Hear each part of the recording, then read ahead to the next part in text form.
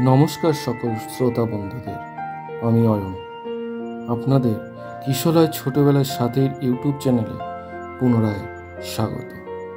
আজ আমরা পরিবেশন করব বিখ্যাত সাহিত্যিক মনোজ সেনের লেখা গল্প নীলাঞ্জন ছায়া। মনোজ সেনের জন্ম 1940 সালে। ছেলেবেলা আর কৈশোর কেটেছে কলকাতার বেলেঘাটায়, বেঙ্গল কেমিক্যাল ফ্যাক্টরির ভেতরের কোয়ার্টার্সে। পড়াশোনা শুরু স্কটিশ চার্চ কলেজের স্কুলে। সেখান থেকে স্কুল ফাইনাল পাশ করে প্রেসিডেন্সি কলেজে ইন্টারমিডিয়েট সায়েন্স। অতঃপর বিই কলেজ থেকে সিভিল ইঞ্জিনিয়ারিং নিয়ে বিই পাশ করে চাকরি জীবনের শুরু। তার প্রথম লেখা প্রকাশিত হয় 1951 সালে স্কুল ম্যাগাজিনে। সেটি ছিল কবিতা।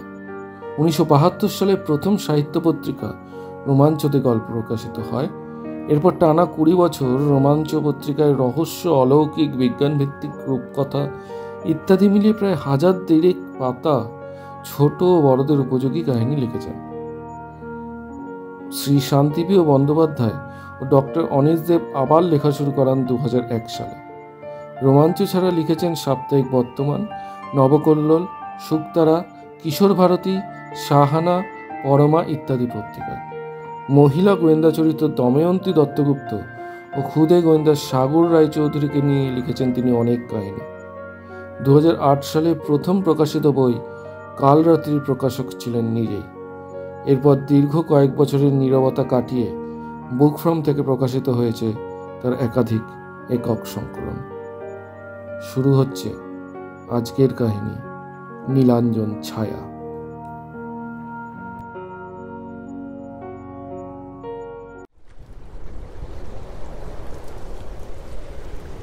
সকাল থেকেই আকাশে কালো মেঘের আনাগোনা শুরু হয়েছিল।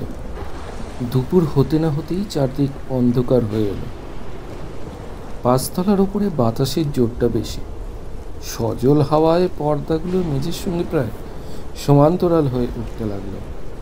বিথি খাওয়া শেষ করে টেবিল তুলে মৌরি মুখে দিয়ে বসবার ঘরে এসে ওর প্রিয় রকিং চেয়ারটায় বসলেন। এই সময় টিভি দেখতে ইচ্ছা করছিল না, তাই পাশে টেবিলের উপর রাখা ট্রানজিস্টারটা চালিয়ে দিলেন। শুনলেন কে যেন গাইছে নীলাঞ্জন ছায়া।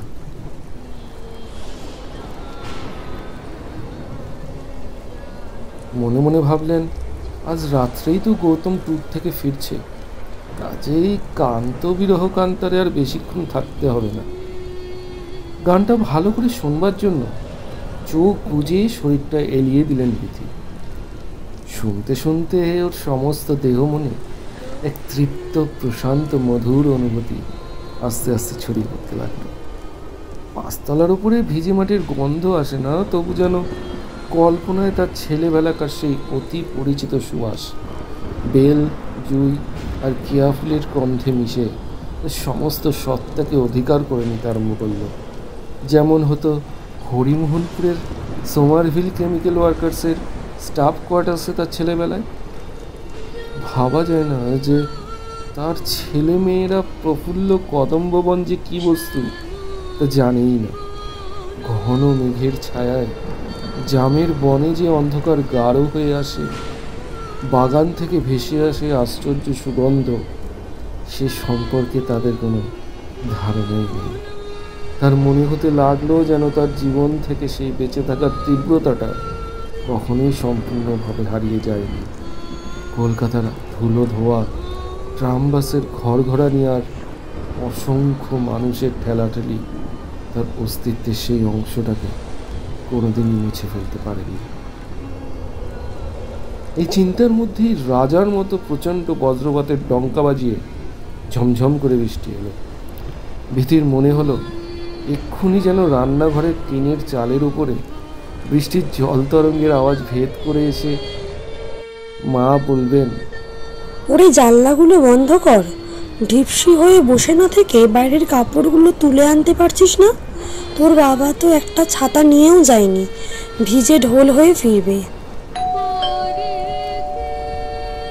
হঠাৎ দরজার কর্কশ ঘণ্টির শব্দ বিথিকে একটা নিষ্ঠুর নাড়ায় হরিমোহনপুর থেকে উপরে এনে ফেলে দিল রাধা মাধব দত্ত রোদের পাঁচতলার ফ্ল্যাটে। এই সময় কি আসতে পারে? তুমি তো রাত্রে আসছে, তবে আবার কি এলো? চেয়ার থেকে উঠে দরজার আই হলে চোখ লাগিয়ে বিধি দেখলেন বাইরে একজন অপরিচিত ভদ্রলোক দাঁড়িয়ে রয়েছেন। তার পরনে নীল রঙের শার্ট, ছাই রঙের প্যান্ট, চোখে মোটা ফ্রেমের চশমা, মুখে কাঁচা পাকা ফ্রেঞ্চ কাট দাড়ি। একে কোনোদিন দেখেছেন বলে মনে হলো না। একটু বিরক্ত হয়েই বিথি বললেন, কে? বাইরে থেকে প্রশ্ন করা হলো, এটা কি মিস্টার গৌতম চক্রবর্তীর বাড়ি? হ্যাঁ, কিন্তু তিনি তো বাড়িতে নেই, কলকাতার বাইরে গেছেন। আজ রাত্রে ফিরবেন, আপনি কাল আসবেন। প্রশ্নকর্তা হাসলেন, বললেন, আমি তার সঙ্গে দেখা করতে আসিনি, আমার দরকার তার স্ত্রী বিথির সঙ্গে। তিনি বাড়িতে আছেন কি? আপনি কে? আমি শশাঙ্ক, হরিমোহনপুরের শশাঙ্ক শেখর মিত্র। বিদ্যুৎ বৃষ্টির মতো থরথর করে কেঁপে উঠলেন বিথি। কোনো কিছু চিন্তা করবার আগেই তার ডান হাতটা যেন উড়ে গিয়ে দরজার ছিটকিনি খুলে দিল। চেঁচিয়ে বললেন, আরে শশাঙ্কদা, তুমি তুমি কোত্থেকে? এসো এসো, ভেতরে এসো। এ কি, দাড়ি রেখেছো কেন? চুলগুলো সব পেকে গেল কি করে? ভিজে জুতো পচপচ করতে করতে এক হাতে একটা ব্রাউন রঙের চামড়ার ব্যাগ আর অন্য হাতে একটা ভিজে ছাতার জল ঝরাতে ঝরাতে ঘরে ঢুকলেন শশাঙ্ক। দরজার পাশে টেলিফোনের টেবিলের উপর ব্যাগটা রেখে হাসতে হাসতে বললেন, তোমার অনেক প্রশ্ন করবার আছে তো, আমি জানি। সব জবাব পাবে। আগে বলো, এই ভিজে জুতো আর ছাতাটা রাখবো কোথায়? বিথি সামান্য বিস্ফারিত চোখে শশাঙ্ককে দেখছিলেন। 43 বছর বয়স, অথচ এর মধ্যেই চুল দাড়ি বেশ পেকে গেছে, চোখে চশমা উঠেছে, তবে সে অসাধারণ স্বাস্থ্যটি অটুট রয়েছে। টোল খায়নি একেবারে। হরিমোহনপুরের দিগন্ত বিস্তৃত ধান ক্ষেতের আলের উপর দিয়ে হো হো করে দৌড়নো, ক্যানালের জলে সাঁতার কাটা, আম গাছে উঠে ঘুড়ি পাড়ার বড় দরগার রুক্ষ মাঠে সারা বছর ফুটবল খেলা যে স্বাস্থ্য তৈরি করে দেয়, তাকে নষ্ট করা সহজ ব্যাপার নয়। শশাঙ্কের প্রশ্ন শুনে বিথি বলল, 1 মিনিট দাঁড়াও, ব্যবস্থা করছি। হঠাৎ তার ইচ্ছে হলো দৌড়ে যেতে, কিন্তু দেখলেন পারছেন না, পা জড়িয়ে যাচ্ছে। বাথরুম থেকে একটা লাল প্লাস্টিকের বালতি সামনে এনে রেখে বললেন, ভিজে জুতো জোড়া আর ছাতাটা এর মধ্যে রাখো। শশাঙ্কের ঠোঁটের কোণে একটা তীক্ষ্ণ ছুরির মতো বাঁকা হাসি খেলে গেল। বললেন, আমার প্যান্টটাও কিন্তু ভিজে গেছে। বিথির বুকের ভেতরে একটা আকাশ ফাটানো বাজ পড়ল। ওর কান দুটো ঝাঁঝা করে উঠল। নিজেকে সামলে নিয়ে চোখ পাকিয়ে বললেন, ভিজুক গিয়ে ফ্যানের নিচে বসো, এক্ষুনি শুকিয়ে যাবে। জুতো আর ছাতা বালতিতে রেখে শশাঙ্ক হাসতে হাসতে একটা সোফায় গিয়ে বসলেন। বললেন, ঠিক আছে ঠিক আছে, কত বছর বাদে দেখা হলো বলো তো? 20 বছর হবে না? এখনো কিন্তু আমাকে বকুনি দেবার তোমার অভ্যেসটি পাল্টায়নি। বিথি ততক্ষণে ফিরে গেছেন তার রকিং চেয়ারে। বললেন, বকুনি দেব না তো কি করব? তোমারও তো বাজে কথা বলার অভ্যেস পাল্টাইনি দেখছি। শশাঙ্ক সামনের সেন্টার টেবিলের উপর পা তুলে দিয়ে ভালো করে হেলান দিয়ে বসে দীর্ঘ নিঃশ্বাস ফেলে বললেন, এবার তোমার কি কি প্রশ্ন করবার আছে করে ফেলো, তারপরে আমি আমার প্রশ্নমালা বের করব। বিথি বললেন, আমার আর কি প্রশ্ন? কোথায় আছো, কি করছো, ছেলে পুলে কটি কি করে তারা, এই তো। বেশ, তোমার প্রথম প্রশ্নের উত্তর আমি আছি গৌরদাস লাহা রোডে হিমশিখর অ্যাপার্টমেন্টে। এখান থেকে খুব একটা দূরে নয়। একটা ফ্ল্যাট কিনেছি সেখানে, বছরখানেক হলো। দ্বিতীয় প্রশ্নের উত্তর, রোগী মারছি আর পয়সা কামাচ্ছি। হিমশিখরের একতলাতেই আমার চেম্বার। আর তৃতীয় উত্তর, ছেলেপুলে নেই, কারণ বিয়ে করিনি। বিয়ে করনি কেন? এ প্রশ্নের উত্তর তো তোমার না জানার কথা নয় বেথি। হরিমোহনপুরকে যদি ভুলে গিয়ে থাকো তাহলে অবশ্য আলাদা কথা। হরিমোহনপুরকে ভুলিনি শশাঙ্কদা, ভোলা সম্ভবও নয়, কিন্তু তার জন্যে এর মধ্যে কোনো কিন্তু নেই বিথি। যা হবার নয় তা হয়নি। কটা বছরই বা ছিলাম বিলেতে? 3 বছর, তার বেশি তো নয়। সেই 3 বছরের প্রত্যেকটা দিন আমি বেঁচে থাকতে পেরেছি কেবল হরিমোহনপুরের স্মৃতিটাকে বুকের ভেতর আঁকড়ে রেখে। প্রচণ্ড শীতে সেই আমাকে জুগিয়েছে উত্তাপ, নিঃসঙ্গতায় প্রাণ ভরানো গান, ক্লান্তিতে নতুন করে লড়াই করার উদ্যম। যখন ফিরে এলুম দেখলুম আমার সেই স্মৃতির হরিমোহনপুর ছিন্ন ভিন্ন হয়ে কোথায় মিলিয়ে গেছে তার আর চিহ্ন মাত্র নেই। জানো, তোমার যে বিয়ে হয়ে গেছে সেই খবরটা পর্যন্ত আমাকে কেউ দেয়নি। বিথির গলার কাছে কি যেন একটা কঠিন জিনিস আটকে আছে। গলা দিয়ে স্বর বেরোতে অসুবিধা হচ্ছে, নিঃশ্বাস বন্ধ হয়ে আসছে। কোনো রকমে ঢোক গিলে সেটাকে একটু নিচে নামিয়ে বললেন, ওরা কেউ জানতেন না শশাঙ্কদা, মা কাউকে জানায়নি।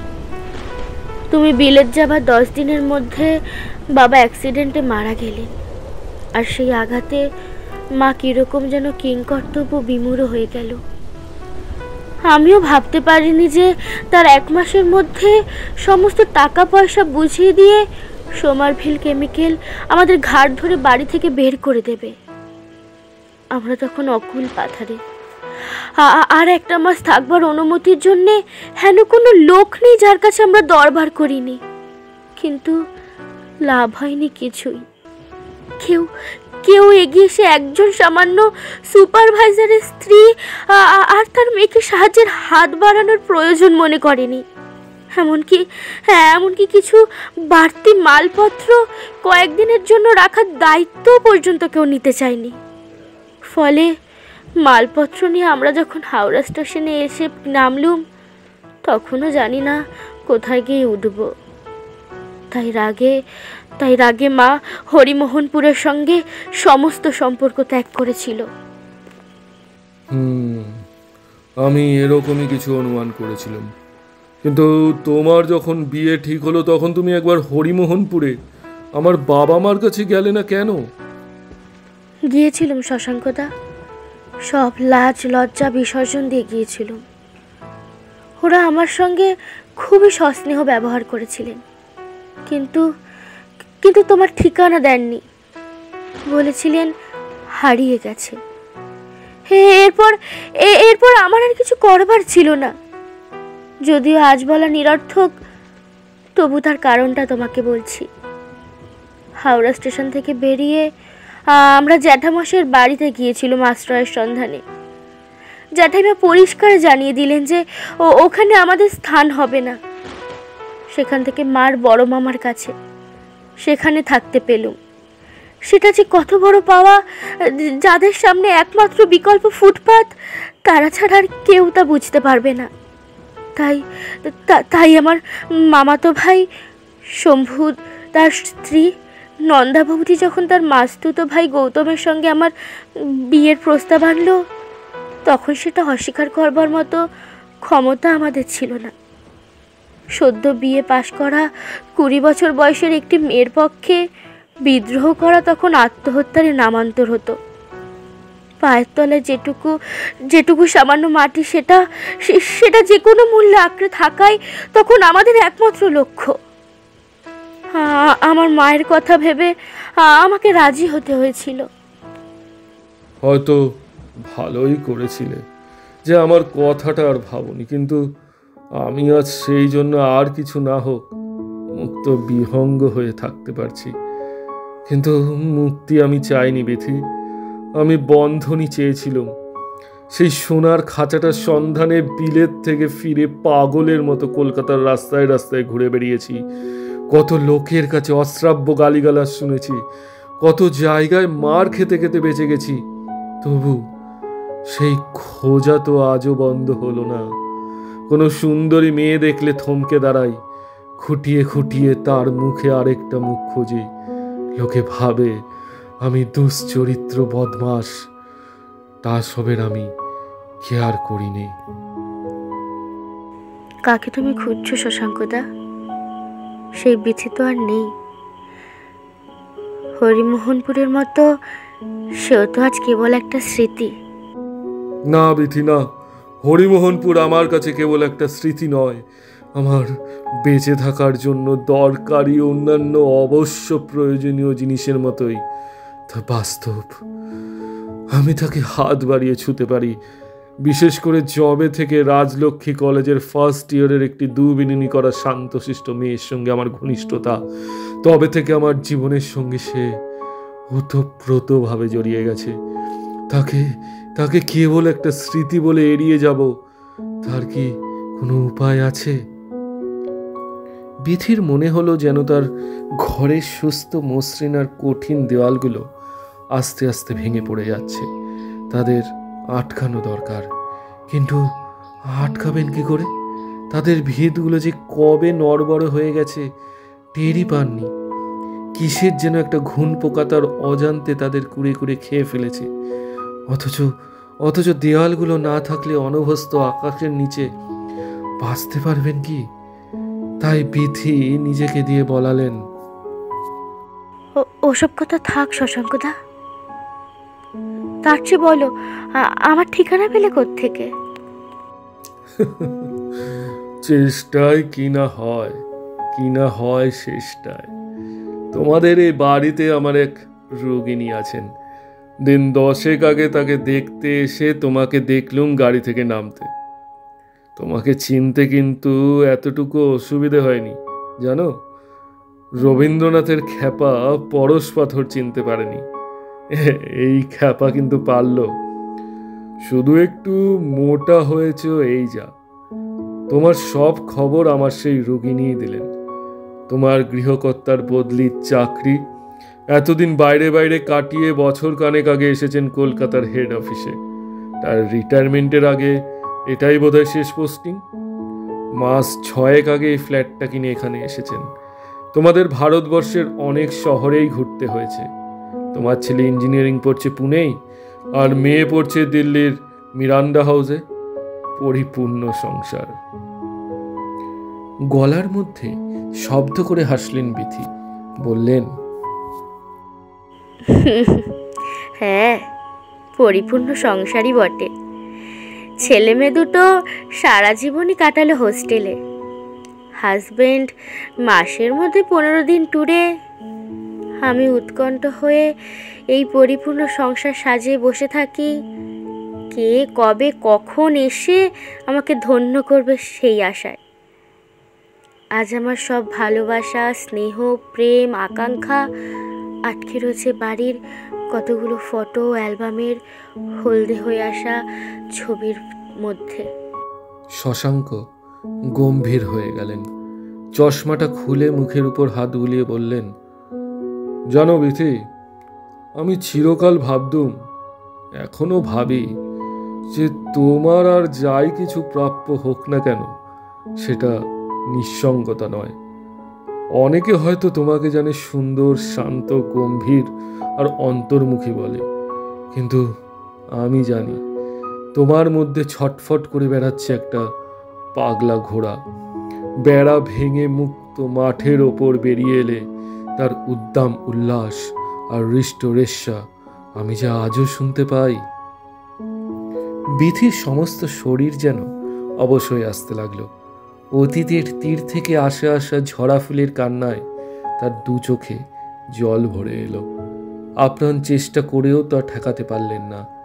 একটু সামলে নিয়ে কোনো রকমে বললেন, যা হারিয়ে যায় তাকে আগলে বসে থেকে কি লাভ শশাঙ্কদা? আজ তুমিও কি নিঃসঙ্গ নও? আমিও তো জানি যে তোমার ওই শিক্ষিত, সভ্য, ভদ্র, পরিচ্ছন্ন ওপরের খোলসটার ভেতরে একটা আদিম বন্য হিংস্র মানুষ লুকিয়ে রয়েছে, যে সব কিছু নিষ্ঠুরভাবে কেড়ে নেয়, ভাসিয়ে নিয়ে যায় বাঁধ ভাঙা বন্যার মতো। আজ তো সে সবই পুরনো কথা। যে লতার গোড়াটাই কাটা গেছে, তাতে কি আর ফুল ফুটতে পারে? আমার নিঃসঙ্গতার কথা বাদ দাও বিথি, সেটা ভেতরের, তাকে ছোঁয়া যায় না। আমার তো কাজ আছে, বাইরের পৃথিবীটা আছে, অথচ তোমার একাকিত্বটা যেন তোমাকে চারিদিক থেকে ঘিরে রয়েছে। তোমার ভেতরের পাগলা ঘোড়াটাকে সে তো কিছুতেই বাইরে আসতে দেবে না। জানো বিথি, ওই বুনো লোকটা যদি সেই ঘোড়াটাকে পেত, তবে সে হুঙ্কার করে আকাশ ফাটিয়ে বলতো, সবাই সাবধান, ঘূর্ণিঝড়ের মতো আমরা আসছি, তোমরা আমাদের অভ্যর্থনা না করতে পারো, অগ্রাহ্য করতে পারবে না। শশাঙ্ক সেন্টার টেবিল থেকে পা নামিয়ে উঠে দাঁড়ালেন। বিথির কাছে এগিয়ে এসে ওর আর্দ্র মুখটা দু হাতে উঁচু করে তুলে ধরে ঠোঁটের উপরে একটা অসাধারণ চুমু খেলেন। কোনো বাধা দিতে পারলেন না বিথি, অথবা দিলেন না। ব্যাপারটা আকস্মিক হলেও তার মনের অনেকটা গভীরে বোধ হয় অপ্রত্যাশিত ছিল না। কিছুক্ষণ বাদে বিথির মুখের ওপর থেকে মুখ সরিয়ে জানলার সামনে গিয়ে দাঁড়ালেন শশাঙ্ক। যেন বৃষ্টির দৃশ্য দেখতে দেখতে বললেন, তোমার ঠাকুমার শোবার ঘরটা মনে পড়ে বিথি? উনি মারা যাওয়ার পর ওই ঘরেই আমাদের প্রথম প্রকৃত ঘনিষ্ঠতা হয়েছিল। বিথির সমস্ত দেহ তখন শিথিল, থরথর করে কাঁপছে। অত্যন্ত ক্ষীণ কণ্ঠে বললেন, মনে পড়ে শশাঙ্কদা। ওই যে তুমি প্রশ্ন করলে না, যে লতার গোড়াটাই কাটা গেছে, তাতে কি আর ফুল ফুটতে পারে? তার উত্তর হলো পারে। সেটা মনের ব্যাপার, বাগানের নয়। আসল কথা কি জানো বিথি, আমাদের মনটা ওই শোবার ঘরের মতো, সেখানে সব অসম্ভবই সম্ভব হয়। আমরা বন্ধ দরজার বাইরে একরকম, ভেতরে বোধ হয় একেবারেই অন্যরকম।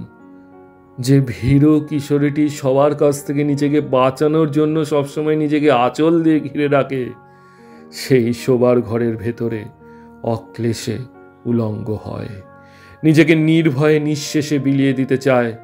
একটা নার্ভাস আনাড়ি ছেলে তার নিজের মধ্যে খুঁজে পায় তার অন্তর্গত দুর্দমনীয় পৌরুষকে। এর মধ্যে কোনটা যে কার আসল রূপ তা আমি জানি না, বোধহয় দুটো মিলেই আমাদের বেঁচে থাকা। তবে একটা ব্যাপার বড় অদ্ভুত, শোবার ঘরের বাইরে বিশাল পৃথিবীতে আমাদের আনাগোনা একটা নিতান্ত ছোট্ট গণ্ডির ভেতরে, অথচ দেখো ওই চার দেওয়ালের মধ্যে আমরা সীমাহীন আকাশটাকে টেনে নামিয়ে আনতে পারি সমুদ্রের উচ্ছ্বাস, বসন্তের সুগন্ধ, অথবা মৃত্যুর প্রশান্তি। পারি না? আমি আর পারি না শশাঙ্কদা। তোমার পাগলা ঘোড়া ছ্যাকরা গাড়ি টেনে টেনে আজ বুড়ো হয়ে গেছে। তার শোবার ঘর শুধু সারাদিনের শেষে ঘুমিয়ে পড়বার জায়গা। আকাশ, সমুদ্র, বসন্ত এসব আর নেই। যা আছে সেটা শুধুই ক্লান্তি। এটা ঠিক নয় বিথি, আমিও এতদিন এরকম কথাই ভাবতুম। মনে হতো সব বুঝি শেষ হয়ে মিলিয়ে গেছে। আবার তোমাকে দেখে পর্যন্ত মনে হচ্ছে এই ক্লান্তিটা মিথ্যে। তাদের বয়স যাই হোক না কেন, দুটো তারার সংস্পর্শে সারা আকাশ জুড়ে আলোর স্ফুলিঙ্গ ছড়িয়ে পড়বেই, দুটুকরো কাঠের ঘষায় দাবানল জ্বলে উঠবেই। এসো বিথি, এই প্রাণহীন, হৃদয়হীন, দিনগত পাপ ক্ষয়ের মধ্যে আবার আমরা হরিমোহনপুরের একটা বর্ষণমুখর দিনকে ফিরিয়ে নিয়ে আসি। বিথি শুনেছিলেন যে রেল লাইনের ওপরে দাঁড়িয়ে থাকা কোনো লোক যখন একটা ইঞ্জিনকে তার দিকে ছুটে আসতে দেখে, তখন নিশ্চিত মৃত্যু জেনেও সে অসহায়ভাবে অনড় হয়ে দাঁড়িয়েই থাকে। পালাতে চাইলেও পালাতে পারে না। তার মনে হতে লাগলো যেন ঠিক সেই রকম কোনো সুদূর দিগন্তে বিলীন হয়ে যাওয়া রেললাইন দিয়ে অনেক কষ্টে তৈরি করা নিরাপদ অন্ধকার ভেদ করে তার প্রথম যৌবনের এক তীব্র জ্বালা চোখ ধাঁধানো আলো জেলে ভয়ঙ্কর গতিতে তার দিকে ছুটে আসছে। তিনি জানেন ওই আলোর মধ্যে তিনি ছিন্ন ভিন্ন হয়ে যাবেন, তবু পালাতে পারছেন না। তো তিনি কি পালাতে চান? অস্বীকার করতে চান ওই চোখ অন্ধ করে দেওয়া আলোটাকে? সেই বিচারে যাওয়ার আগে তার রক্তের ভেতরে মিশে থাকা হাজার বছরের সংস্কার তাকে দিয়ে বলালো, তা হয় না শশাঙ্কদা, এটা অন্যায়, অনুচিত। আমরা যে পাল্টে গেছি সেটা তো অস্বীকার করা চলে না। ন্যায় অন্যায় বা উচিত অনুচিতের কথা আমাকে বলো না বিথি। আমরা যেদিন ঘনিষ্ঠ হয়েছিলাম সেদিন ওসব কথা বিবেচনা করিনি। আজ কেন তা করতে যাব? পাল্টে গেছি আমরা। আমার ডান কাঁধে 5টা সেলাইয়ের দাগ আছে, তোমার মনে পড়ে? কই, সেটা তো পাল্টায়নি।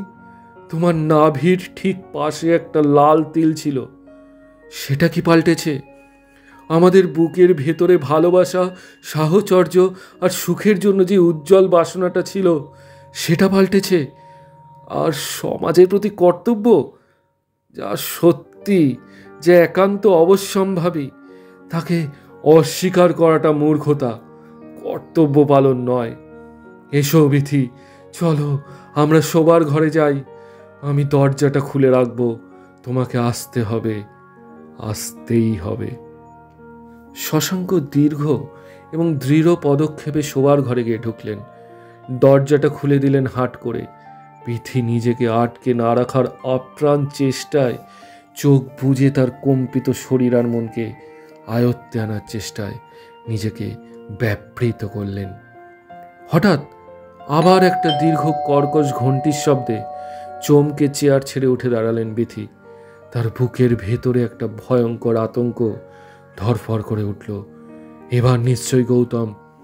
কিন্তু দরজার বাইরে যেন অনেকগুলি মেয়েলি গলায় উত্তেজিত কোলাহল শুনলেন। চট করে শোবার ঘরের দিকে তাকিয়ে দেখলেন তার দরজা বন্ধ হয়েছে। ফ্ল্যাটে ঢোকার দরজার এক পাশে টেলিফোন টেবিলের ওপর কোনো ব্যাগের চিহ্ন মাত্র নেই, অন্য পাশে লাল প্লাস্টিকের বালতিও নেই।